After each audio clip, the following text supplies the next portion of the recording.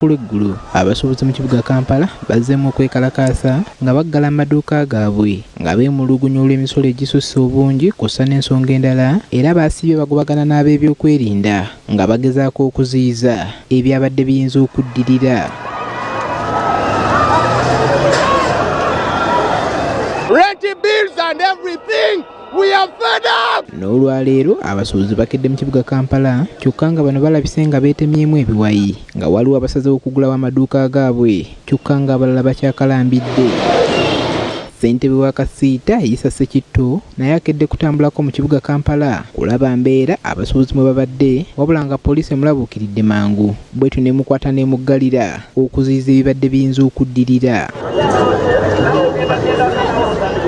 Emirimu mu kibuga Kampala w'obadde oyita nga gitambula kinnawadda era ku bizimbe gamba nga Kwalisiro abakuumaddembe bwe badde bakubye amakanda okuuma abo ababadde bali mu kkola newankubadde nga amaduuka agamu gabadde gakyali maggale. Wadde abasuubuzi bano emu ku nsonga yabatanudde okuggala amaduuka gaabwe kwabaddeko ekyabatembeeyi abadde bakolera mu maaso g'amaduuka gano era bano n'olwaleero be basinze okwefuga ekibuga.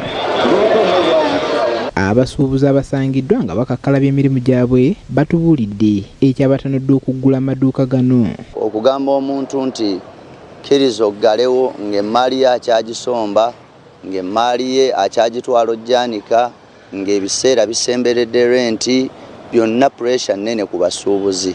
Kuba kati okuggalawo tekwali ku kake.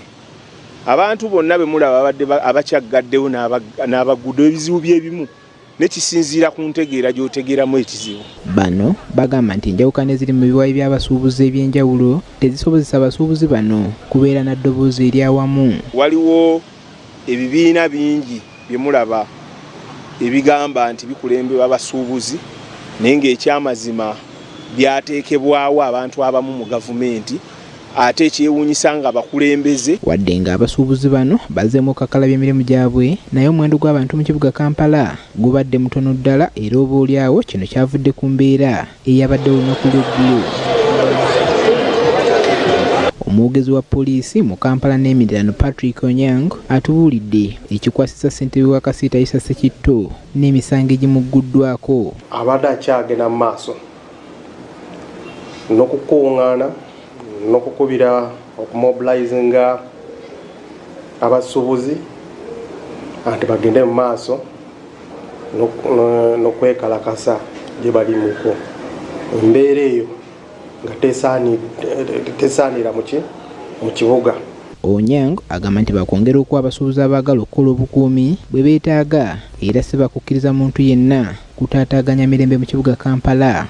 Naye ffe nga security omulimu gwaffe gwa okubakuuma maddala abo baagala kugula amaduuka nga baagala kukola.